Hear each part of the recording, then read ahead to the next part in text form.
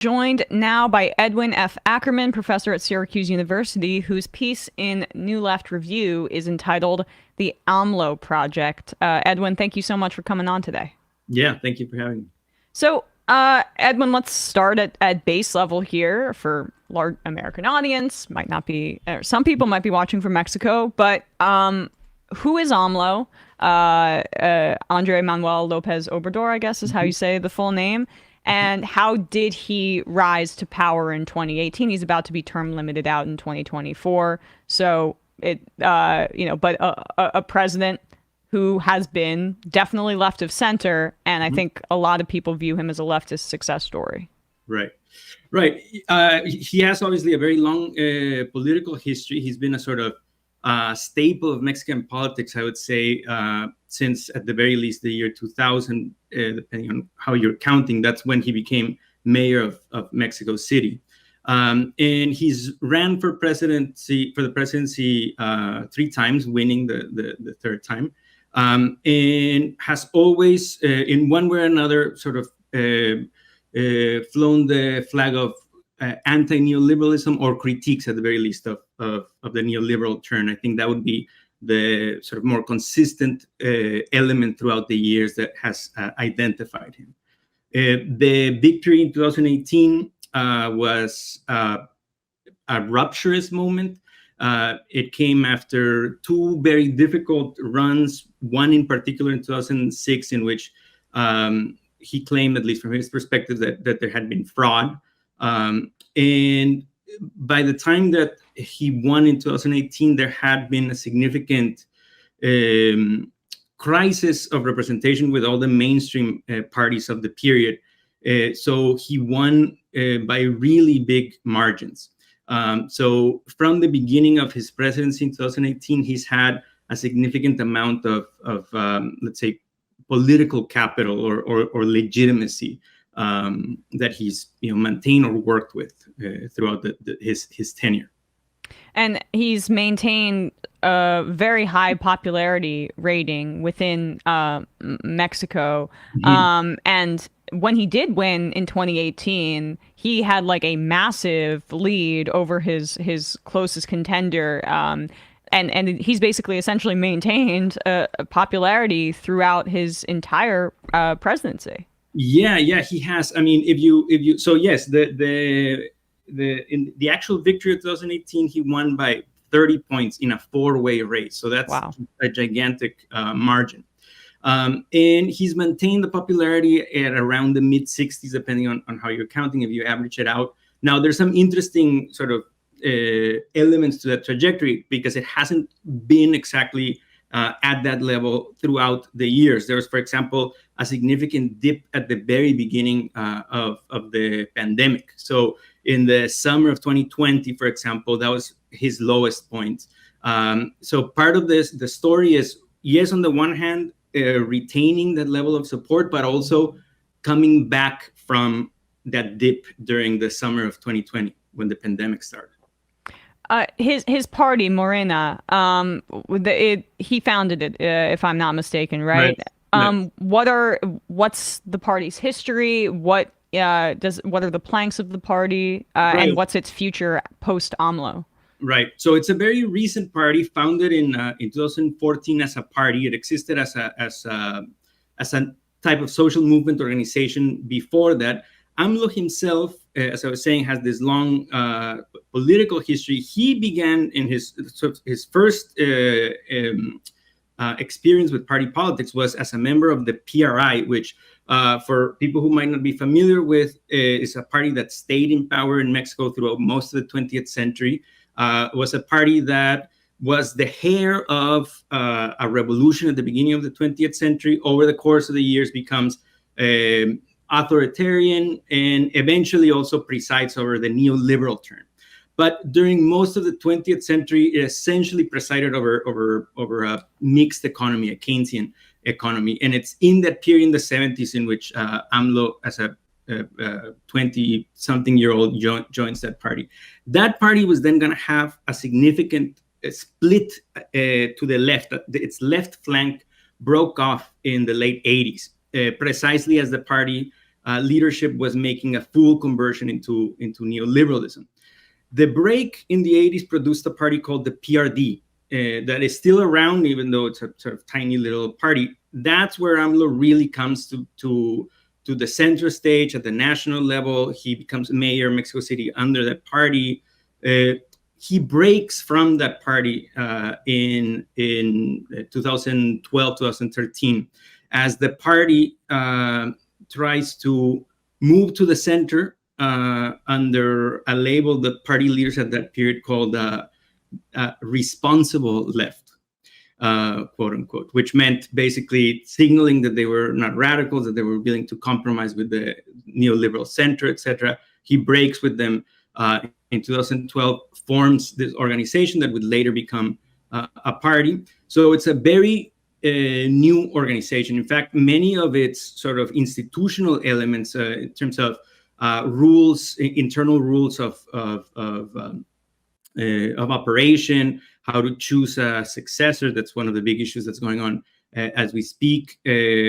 Party leadership, all of that is really sort of in flux. It's an organization that had a few years of existence before it suddenly found itself at the helm of state power. And again, if we're gonna think about it ideologically, if you look at its program, essentially it's basically a nationalist, developmentalist, anti-neoliberal or post-neoliberal, depending on how precise you want to be with these terms, organization. Now, at the same time, I should say that there is, partly because it's such a new organization that also entered into state power so quickly, there is a significant amount of difference or lack of cohesion of what the organization is. It's particularly at sub-regional and local levels. So there's a big batch of people who win local positions in 2018, partly sort of under the wings of the huge victory of AMLO. And there at the local or sub-regional level, again, it becomes ideologically much more fragmented, right? So Gotcha. That's important to say as well. Yeah. Yeah. So let's just, I guess, talk about some of the successes of AMLO's time in office. And he came into office, as you say, trying to beat back neoliberalism and bring in like a new era. There were pro-worker reforms that had a lot of effect, is my understanding. What were some of those? What were some of the bolstering of social programs that he presided over? Right. I think there's been a huge sort of advance of pro-worker reforms. I mean, we can get into some of them. The list is a long list. Off the top of my head, I can mention the institution of formal rights for domestic workers, for the first time in the country's history. The elimination of a hiring practice called outsourcing, that allowed employers to evade all sorts of otherwise legally mandated bonuses that they would have to give to their employees. This could be easily skirted by outsourcing, quote unquote, the hires. There's been historic increase to the minimum wage, increase of mandated vacation days. The work week is in the process of being lowered. It's currently at 48. It's going to be lowered to 40. Those are just some of the reforms that come to mind. A very important one is labor reform that dramatically facilitates the possibility of forming new unions, something that was really difficult to do before this. And how has the working class or even the middle class responded to this? Right. I mean, has that support manifested itself in polling and in like other races for his party? Right. Yeah, that's a really important point, I think, because there is an interesting thing that happened to the sort of social base of his party or of support that's different from the social base that put him in power in 2018. In 2018, the working class vote was sort of scattered around the different parties. In other words, there was really no working class vote per se as a bloc. They were just sort of, to the extent that they were part of the political process, were absorbed by other sorts of parties, including the neoliberal bloc.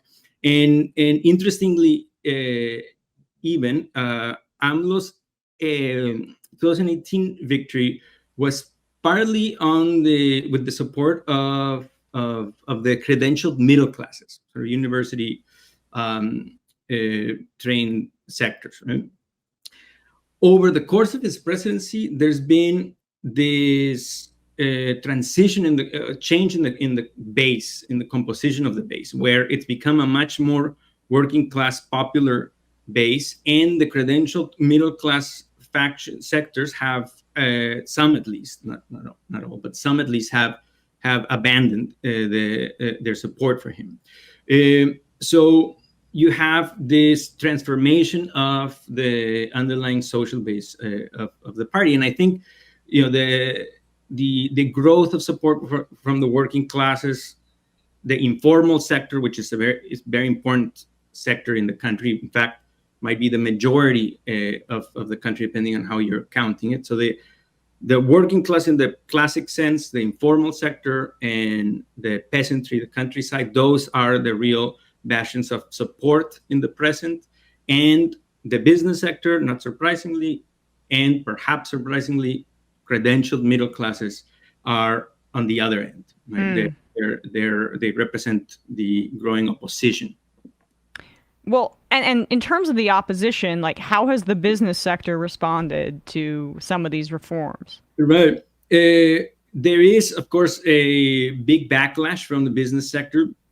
And one of the interesting developments over the past years is the degree to which the business sector has come out on the public sphere to openly organize the opposition.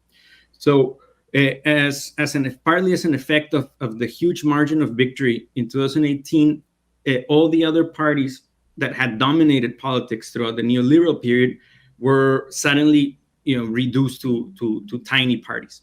And they have had to form a coalition. Parties that historically were supposedly, against each other, are now running as a coalition. That's their only chance of winning. But that coalition requires, obviously, a huge amount of coordination, of money, of talking points, of agreements to concede positions or spoils between the different factions of the coalition. And it's quite interesting that it's been the business sector, again, that has to openly step into the public sphere, as opposed to move just simply behind closed doors to organize the opposition. So that's the current state, I guess, of the opposition. They are, I think, when they are put together, they do, particularly in some areas, are within reach of winning. Right? But in general, I think they are pretty weakened. They are really reactive to the president's agenda. They haven't been able really to set any agenda items produced within them. So the success of the backlash, I guess, is quite limited at this point. Well, I mean, that's good. Good to hear. Yeah. I'm curious because there's been some characterization of AMLO in the press in the United States, like the New York Times, that he has authoritarian tendencies, and I know he's been like fairly militant and obsequious to Trump and Biden in terms of border policy. Right. What's your assessment of those criticisms? Right. I mean, I think I don't agree with with those particular criticisms. There are other things actually that I personally would criticize and would be happy to talk about them if you want. But in particular, those elements, particularly the question of authoritarianism, I think is a real mistake. And I would say, that, speaking to U.S.-based audience, that we should read these accounts of AMLO in the liberal press, like the New York Times, with the same level of consciousness or suspicion that we did when they were covering the Bernie Sanders campaign, for example, which is they do have a particular agenda, even if it's unstated. It's a liberal agenda, not conservative, but it also means they do have a gripe against left-wing populism. And so that is, the sort of general framing or bias of most of the coverage. Not only outside, I would throw in Mexican media, mainstream media at least, there as well. So basically, to put it in short, when I read the New York Times coverage of AMLO, I am basically reading transcripts of opposition talking points. Like it's basically a one-to-one. And this, could get into this, why this happens, but I think it has to do with the particular networks that, intellectual networks that, overlap between New York Times and Mexican media, etc. Yeah, I mean, I think that's kind of a through line, frankly, for Latin American coverage in institutions as well, like the Washington Post and the New York Times. I mean, Yeah. like how they covered Venezuela is a great example, or Bolivia. You see those kinds of they're very susceptible to that kind of stuff. Right. Yeah. So just to, for example, use an example of an instance in which that was sort of framed as authoritarian. There is this ongoing back and forth between AMLO and the former head of the Electoral Institute, the institute in the country in charge of organizing elections. Right? So from a kind of simple perspective, the fact that the head of the executive, that AMLO, is criticizing the head of the National Electoral Board looks bad, looks authoritarian. Of course, it's missing all sorts of context and history about what specifically the Electoral Institute has done, how it has operated, and the specifics of the tenure of that particular head of the Electoral Institute, who, just to throw a couple of examples, a couple of years ago, already into the AMLO presidency, was using the Electoral Institute platform to give lectures against the perils of populism. This is the head of the Electoral Institute, the head of the head of the organization in charge of organizing elections, lecturing about the perils of a movement, without naming in particular a party or a leader, but we all understand, what he's referring to. Yeah. Now that is a clear breach of the neutrality that a judge, that a referee of elections should have. So, and that's just one example of growing tension between that person and AMLO that became increasingly public, and the opposition was successful at sort of rallying around the flag of defense of institutions against the populist authoritarian. And again, that's what I mean by oftentimes publications such as the New York Times really just picking up uncritically talking points of the opposition. In terms of the more substantive criticisms that you hinted at earlier, what would you list? Right. Yeah. Right. I mean, well, you did mention the question of the relationship to the U.S. government along the border. Yeah. The border, yes. I mean, I think there's no real way around the fact that there's been a sort of dismal record of defense of the rights of Central American migrants. Obviously, the situation, the case is very complex, has many sides or sort of levels of difficulty to it. I'm not, trying to be sort of simplistic about it, but at the end of the day, the AMLO administration has basically acquiesced with the request by the U.S. government, which again is not just Trump, includes Biden, and it presided Trump as well, to secure the southern border, to prevent Central American migrants from going through the country and reaching the northern border. And the ways of preventing this have not exclusively, but significantly included the use of force. Right? Not exclusively. There's also been an offering of Mexican visas and other sort of attempts to deal with the request or demand of the U.S. to kind of to placate the border. So I think there is a sort of forfeiting of sovereignty on that front that that has happened. I think the other element that I would bring up here is his relationship to feminism. Amlo's relationship to feminism, which has been a sort of complex one as well. On the one hand, he sort of is proud to boast that he has a cabinet conformed of 50% men and women. This is a explicit self imposed policy of his government, right? To have gender parity in big appointments of that sort.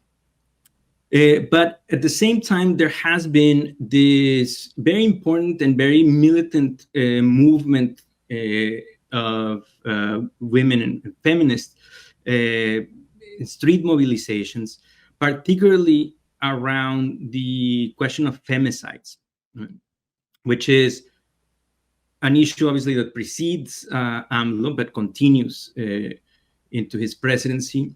And he's really wavered about how to position himself in relation to that movement. I think his initial reaction was more interested in unmasking it as a plot by the right wing, partly because sectors of the right wing have tried to sort of hijack or jump on that front, right, as a way of just kind of attacking the government, but missing the fact that in its core and in its bulk, the movement is a real movement, not a front for the right wing. So has been sort of ambivalent about how to work with the demands of the movement, and has been, for example, critical of what in the U.S. is called direct action tactics, so sort of sort of rioting elements of the tactics in ways that come off as condescending or even some degree tone deaf in relation to the severity of what the movement is pointing to, right? This persistence of femicides. So to focus on the methods of protest as opposed to the significance of the demand has been, I think, a problem. I mean, well said. That's very helpful to understand.